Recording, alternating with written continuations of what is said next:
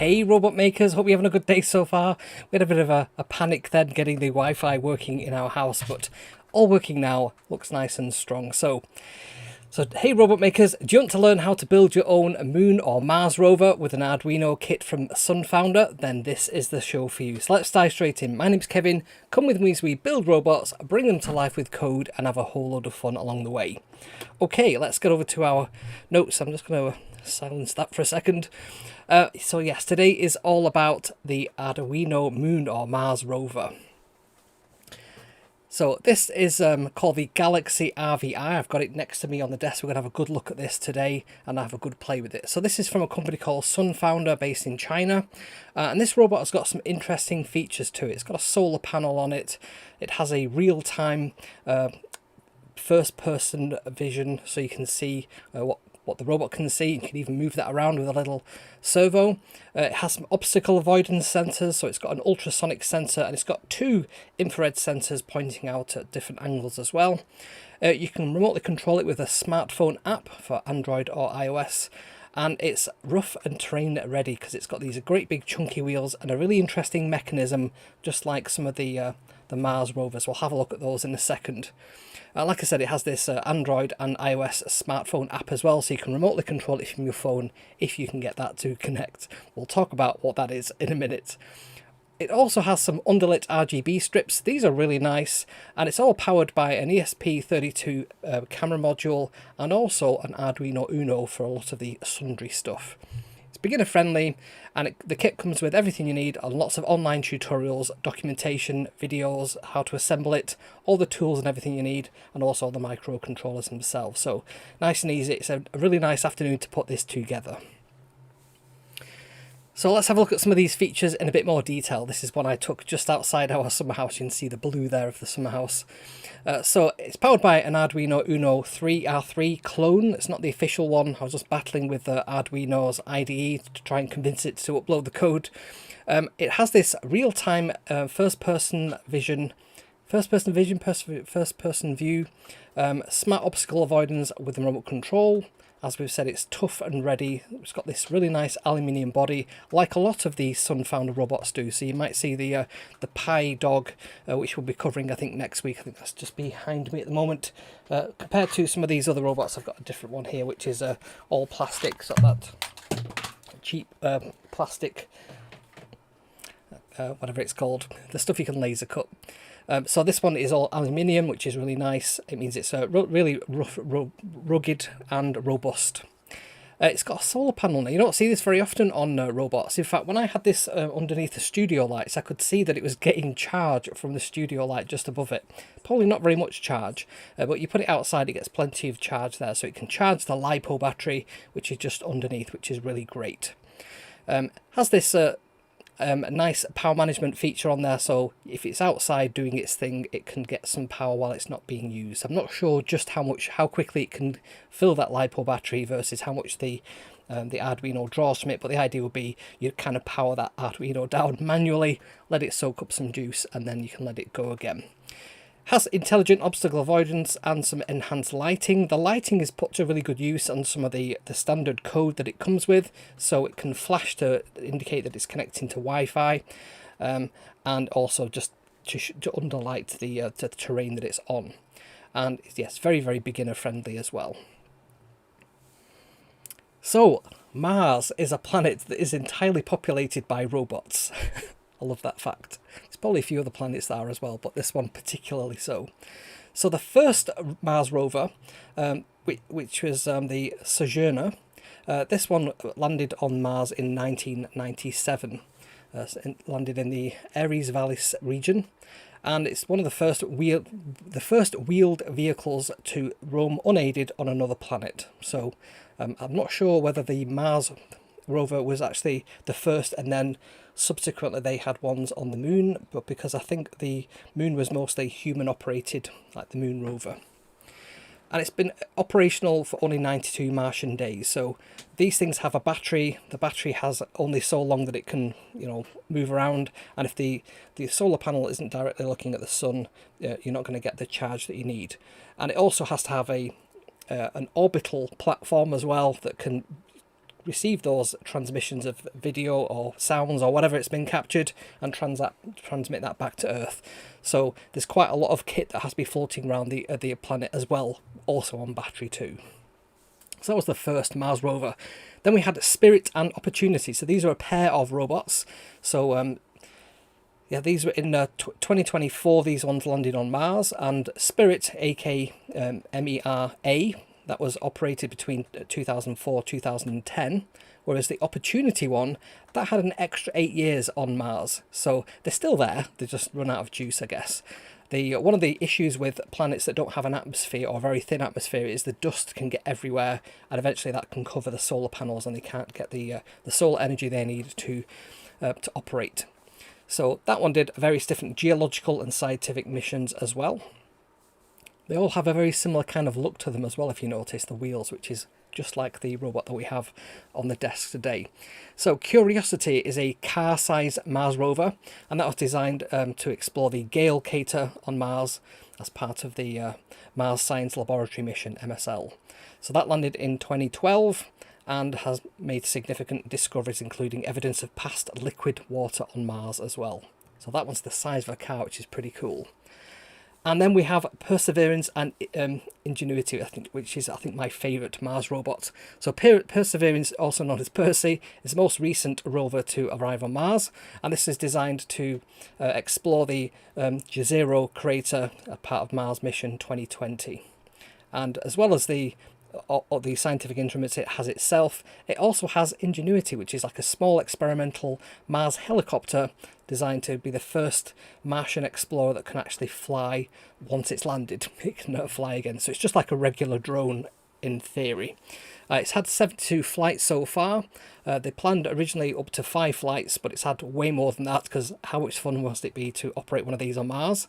And it got up to 79 feet, which is the highest altitude. They don't need to go too high, just in case it crashes, I guess. That they have a chance of it bouncing on its little feet there. And it's the first helicopter to be operated on another planet, which is pretty cool. Had 128 minutes flight, 2 years lifespan. It's flown 11 miles, which is pretty cool for a little robot. And you can see on that little reference scale there, it's about the size of a regular kind of drone. Just trying to show with my things, but they're going off camera there. So that's from the official Mars website. So back to our Galaxy rover. One of the key components of this is this ESP32 camera module. So this is properly the brains of our robot. Although it does have the Arduino does a lot of the sort of boring stuff like controlling the motors. This one does all the fancy Wi-Fi and smartphone app interaction. And of course it has a camera, so it can see what the robot can see as well. So if you like what I do and you want to make more of these videos, and you want to be able to afford to buy a replacement switch for my studio here, then please give this video a like. Drop me a comment, let me know if you've an interest in any robots yourself. You probably have if you're watching this channel, but let me know specifically, is there any Mars robots that you like, any NASA robots that you like particularly. And if you haven't subscribed to the channel already, please subscribe. It means an awful lot to me for channel growth and so on. So I do go live every single Sunday at 7 o'clock when my Wi-Fi is working properly. So you can catch me there and you can hang out in the chat and say hi. So let's have a bit of a demo, shall we? I'll show you the robot itself first. Let me just get my notes up on screen, and what I will do, I'll show you the robot itself. It's just next to me here, and I've got a few cameras that we can look at. So let's try that camera first of all. So you can see at the front there, I've just got it on a box so it doesn't roam off the desk while I'm trying to operate it. You can see we've got the camera at the front there. We've got the ultrasonic rangefinder, and there's two. I just tilt this up a bit. You can see there it's got 2 infrared sensors. So there's just one here. Trying to make sure that's in the right position, and there's another one there. And as I put my hand in front of these, you can see that a second LED comes in, indicating that there's an obstacle there. I'll try and do that on the other side without blocking the camera. It's difficult to do at this angle. Let's see if I can do that. You get the idea. So it can operate left and right and see if there's obstacles directly in front, to the left and to the right, but obviously we've got the camera module there as well. We have this great big solar panel on the top as well. If we go for the top down view, you can see here we have the great big solar panel there. And you can see the side of the robot. If I tilt this up a bit, you can see the great big wheels it's got as well. There's the Arduino Uno. It's got a little hat on there for controlling all the motors, connecting up the ESP32, the ultrasonic rangefinders, and the infrared as well. And also underneath there's a little battery. It's like a little perspex box. I'm trying to do this without damaging it too much. So there is a little battery pack there, and also you can see that there's some LED strips either side as well. Now, one of the cool things about this robot, if I can get this, let me just move this box out of the way so I can move that down, is look at this wheel assembly that they've got. So there's 2 wheels there, and then there's one on the back, and all of them are fully powered by one of these TT motors. These normally are these sort of yellow coloured TT motors, so it's just a little DC motor with a little gearbox on there, and then you've got these 2 things that can rotate. So each wheel is powered. These are nice sort of spongy rubbery wheels, which is pretty nice. And also, it's difficult to show you this, the wheels are actually connected. You can see this bar here. This means that if this one goes up, the other one goes down. So if I can sort of demonstrate that a little bit there. And that means that the robot, there you go, if I operate that one at the back, you can see how that kind of rack and pinion type, that's not quite rack and pinion, is it? It's just pivoted on that central point there. But that means when it's climbing up over an obstacle, let's put this box down here, there's an obstacle, you can see there that it means that as one goes up, the other one goes down, and it gives it more traction. So it's quite a clever design, that. So what I'm going to do, I'm just going to put it back on that box, so that when we run some code, it's a bit easier to do. So what I will probably do now is I'll go over to this split screen view, and I will open up the Arduino IDE.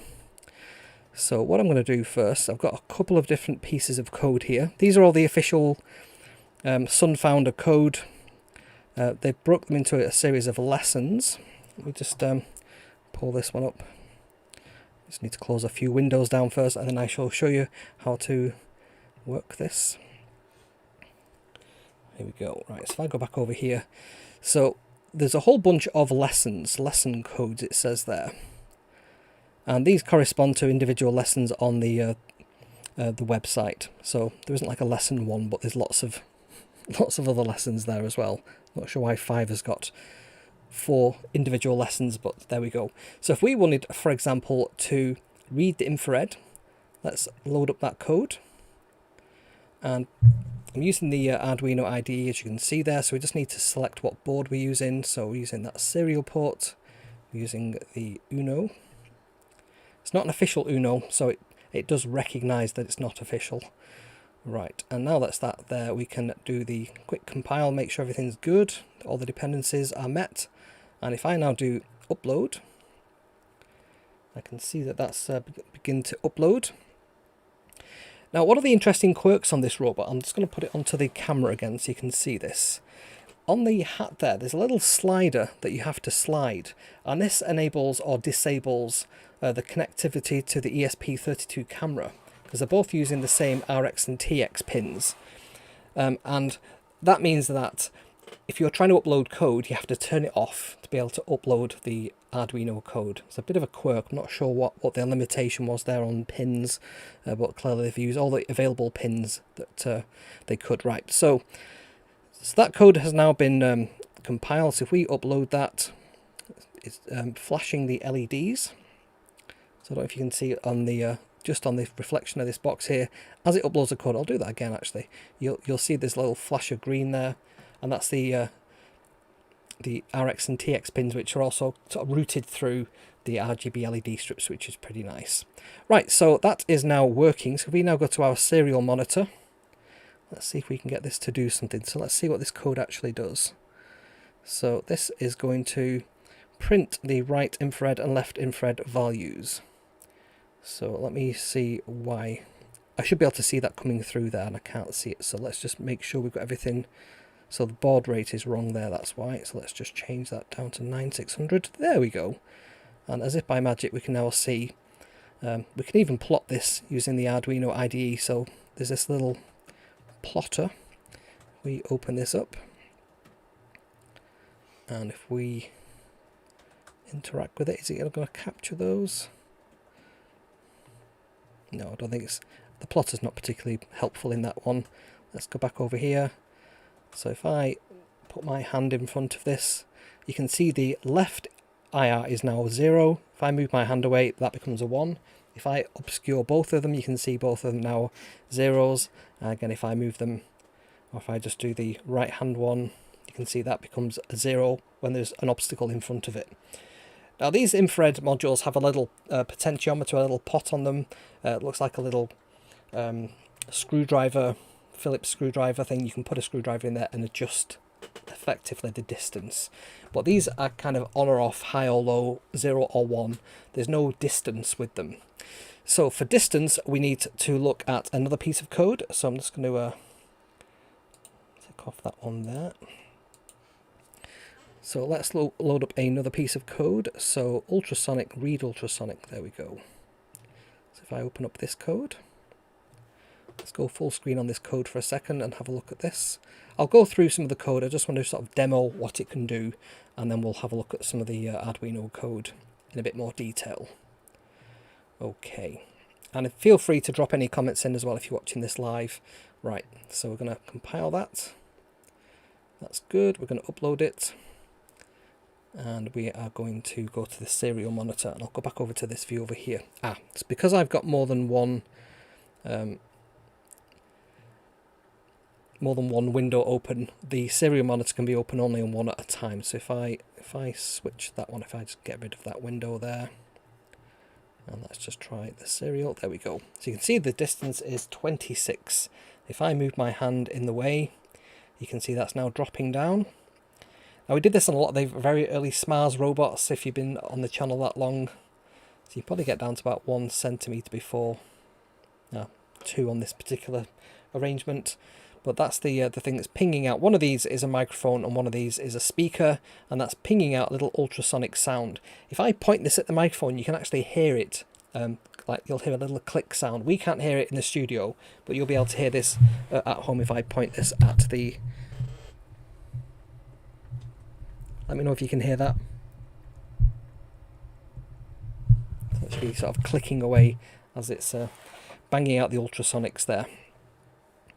So that's really quite stable, that. As I let go of that, you can see that those figures are not moving around too wildly, which is pretty good. And I think it's the actual camera that's right in front of it that it's pinging off. So that's the effect that we're having there. Cool. So that is the ultrasonic. Again, can we see that on the plotter?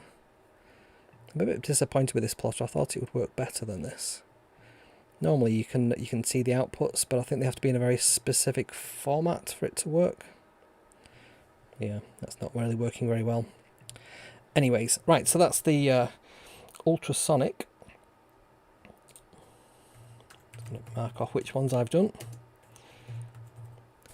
Okay, let's have a look at the RGB LEDs next. So let's find that. So RGB color offset, let's try that one.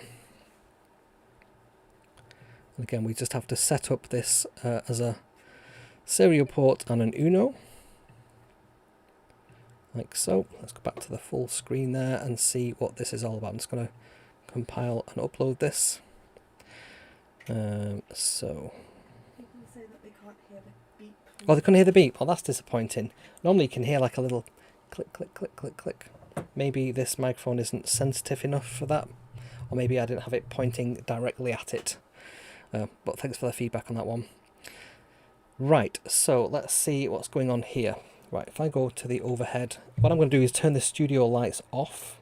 So if I turn off the overhead. Nope. Let's try that there.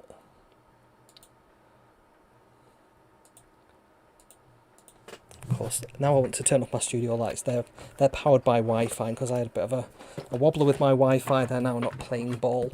Right, I'll put that down there. I'm just going to manually turn off the light.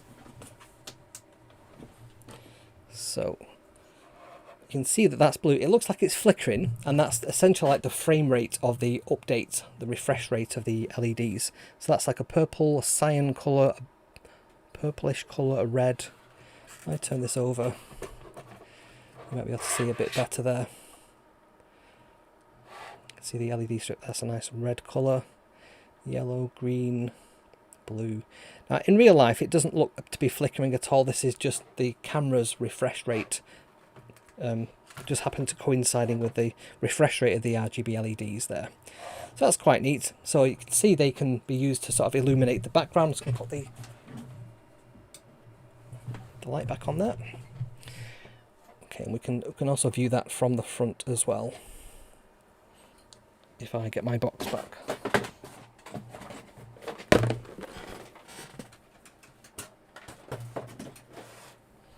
There you go, so you can see the lights just underneath there.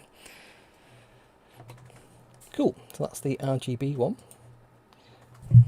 So what we'll have a look at next then is some movement. So let's go for the camera servo. So there's a camera servo, I think it's called slide.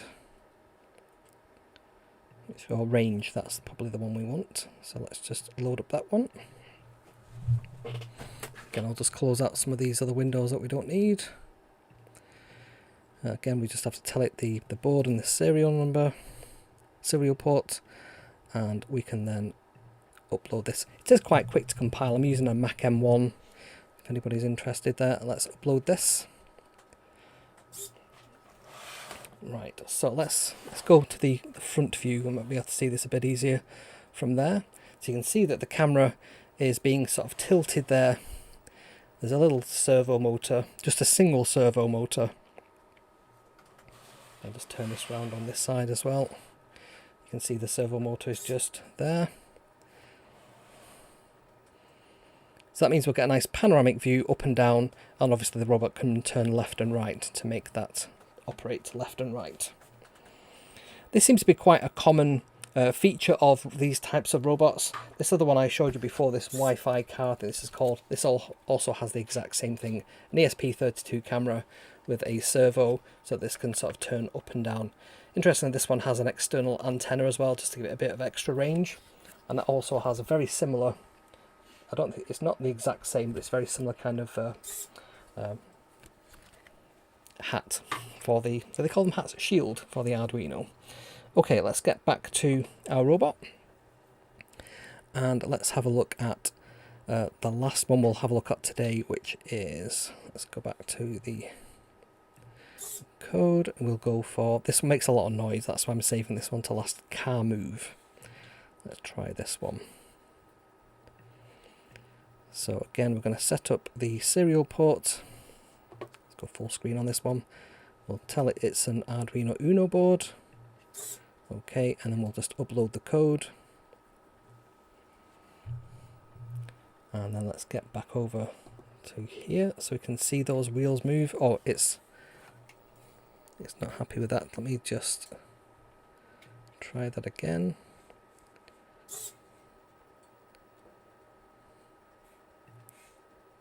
I'll just disconnect it and then try reconnecting it. Sometimes that helps.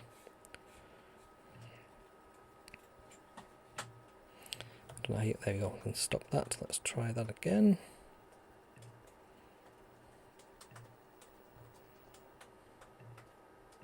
We're just on the wrong serial port, that's all. There we go. Compile. Upload. It's not happy with uploading, is it, this time?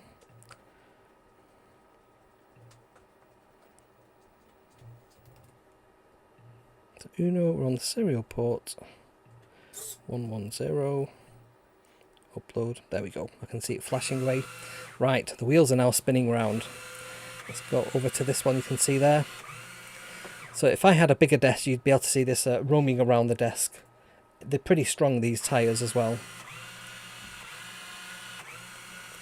Now it kind of operates like a tank, as in all the motors on one side will turn in one direction, and you can operate it. They're all going in the same direction. You go forward. If one's going backwards on the left hand side, one's going forward on the right hand side, it'll turn to the left, and vice versa. So yeah, you can operate this through code, or you can use one of the obstacle avoidance codes as well. Let's go back over to here. So there's a few different pieces of code we can try. One of them will make the wheels rotate forward until the distance gets to a certain point.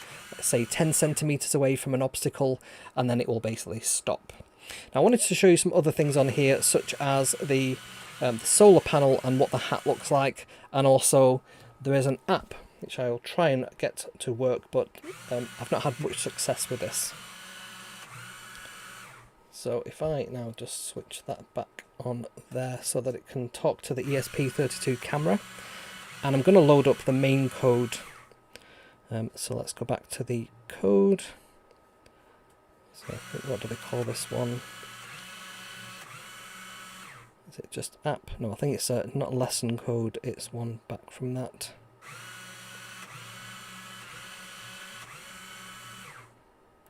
So it's just called Galaxy Rover. So we open up this one.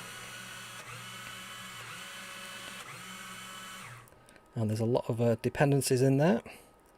Again, let's just make this an Uno. Switch it to upload mode. OK, and click compile and upload. There we go. There we go. So now if I switch back to there, so it's now going to try and connect to my home network. Right, so what I will do while it's trying to do that is I'm going to scan. So on the phone app, this is from SunFounder. I've got an iPhone, so it's just called the SunFounder controller. It works with all their robots that have Wi-Fi capability or Bluetooth capability. And it's basically just going to time out. It can't find it. So if we go over to the serial monitor and see what kind of messages are coming out of here, I think it's on a different baud rate though. I think it's on the higher baud rate, 11520. And let's just reset it. I'm just going to press the reset button on it. There we go. So this is what happens. I get these, everything's okay. It's streaming to an IP address, so that currently is on its own network. So if I try and connect to that from my phone, so it's acting as like an access point. So I'm just going to try and connect to this on my phone. So I actually don't get it listed. The access point should be called Galaxy RVI, and I actually don't get it visible on the list of available Wi-Fi hotspots. So something is going wrong there. So it's getting an IP address.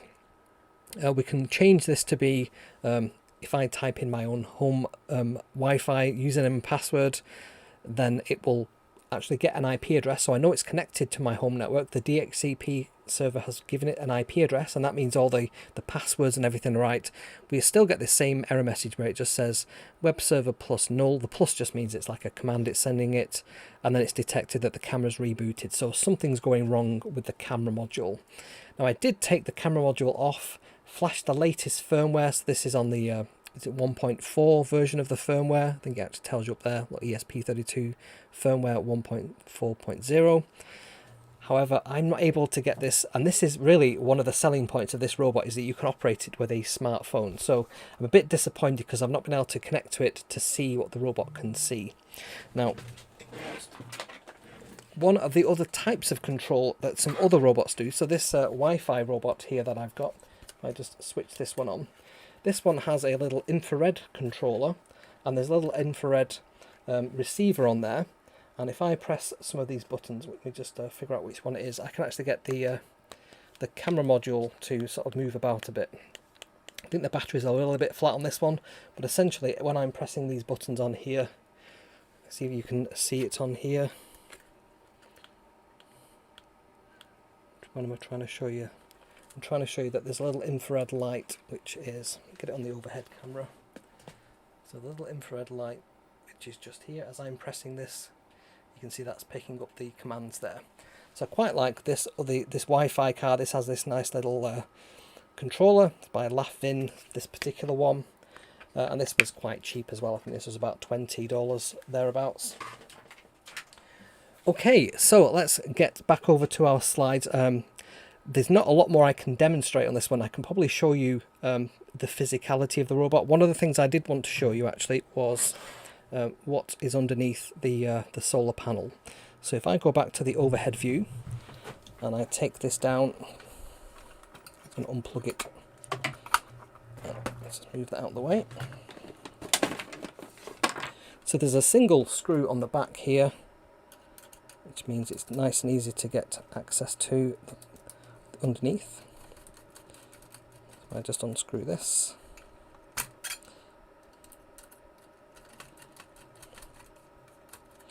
There we go. So you can just slide this forward and then keep that connected. We can see what's going on here.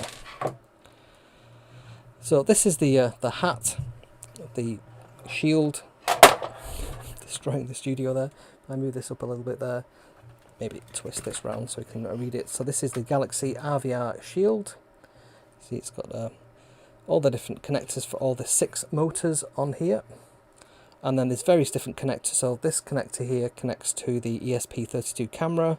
These little grey wires, which are just this third row back, they connect to the infrared sensors.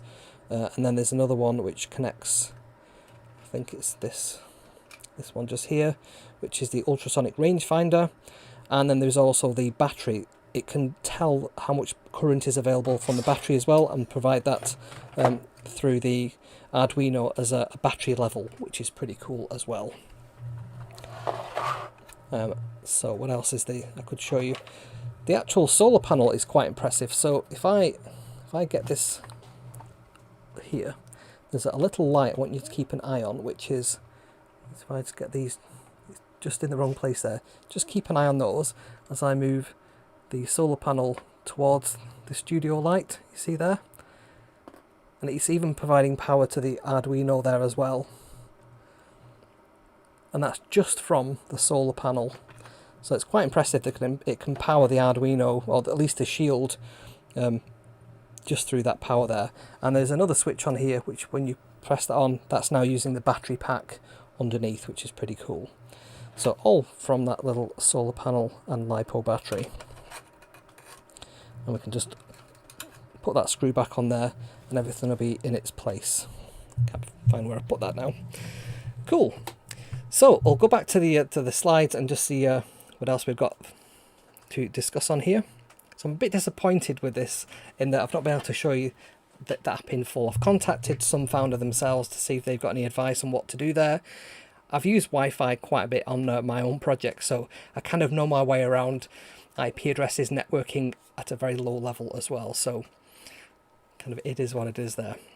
Okay, so I think we've covered off. Yes, I do go live every single Sunday, 7 o'clock GMT. So if you want to check out the show, you can do there.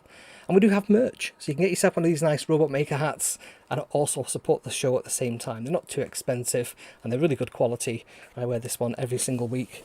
We've got some of the different colours as well. So a lot of people in the US didn't like the red hat. What's weird is political parties in different countries have different colours, and for some reason I would have assumed that they were all the same. So in the UK, our version of like the Democrat Party, which would be Labour in the UK, they're red, but in the US red is the Republican Party, whereas in the UK we don't have Republicans because obviously we're not a republic, but we have blue for Conservatives, whereas the Democrats think they have blue, don't they? So it's kind of like the opposite ends of the political spectrum have different colours. So you can wear whatever kind of hat you want, but be aware that some people might not know the nuances of all that and might think you are of a particular political persuasion. But I don't get into politics on this channel. We're just all about the robots. So get yourself a hat. You can also join our Discord server. So we are over on Discord. If you go to kevsrobots.com/Discord, you can get the sign up link there. It's completely free to become a member of that. And you can hang out with all the people there on who regularly join the show. And let's see what else we've got. So if you want to follow me on social media, I'm all over social media. So if you go to Threads, I'm at Kevin McAleer at threads.net. On TikTok, I'm Kevin McAleer6. On Instagram, I'm just Kevin McAleer. On X, I'm at KevsMac. On Mastodon Social, I'm at KevsMac at mastodon.social. And on Blue Sky, I'm at kevsmac.bsky.social on there as well. So you'll get some behind the scenes pictures and updates on what's going on. So if you want to help support the show, there's some other ways you can do this as well. You can get your name in the end credits. We're going to have a couple of people called out in a second. So you can do that either by doing a super thanks. So that's if you're watching this on replay. You can do a super chat if you're watching this live now. And you can also join the YouTube membership program as well. That's just a little join button just at the bottom of the main player there once you've subscribed. you can go to kevsrobots.com/coffee. So let's give a call out to some of the supporters of the show so far. So we've had Alex, just Alex, not you Alex, another Alex, who bought a coffee. I think he liked a couple of the videos, so I just wanted to say thanks for that. Thank you, Alex, for the coffee. We've got Nicholas, Han and Wayne also bought coffees very recently in the past month. And then on the Buy Me a Coffee membership, we have Lee, we've got Alvaro, we've got Maria Louise Mayer, we have Jeff Johnson, I always get this one wrong, DN Corte, Marlene Brent, Tom Shemi and Steve Phillips. And then on the YouTube membership side, we've got Dale from Hybrid Robotics, we've got Bill Hoy, Warren Steele, Steve Cross, Jonathan R, Oxrad39, Vince, John Paul Jolly, Alistair Ware, Cassie from... I always ask Cassie, do you have your own robotics channel? I can't remember if you do or you don't. I know that Lois does, Lois Robots. We have Tinkering Rocks, JDM, Johnny Bates, Hans from Chairlights, Michael, and we have Tom, who's our longest supporter. So thanks, Tom, for sticking around for as long as you have done. Okay. And I think that is everything I wanted to cover off on the main channel. So let's just have a quick look there. Yes, that's my signal to say it's at this point in the video. I'll say if you're watching this on replay, thank you so much for watching, and I shall see you next time. Check out one of these videos here.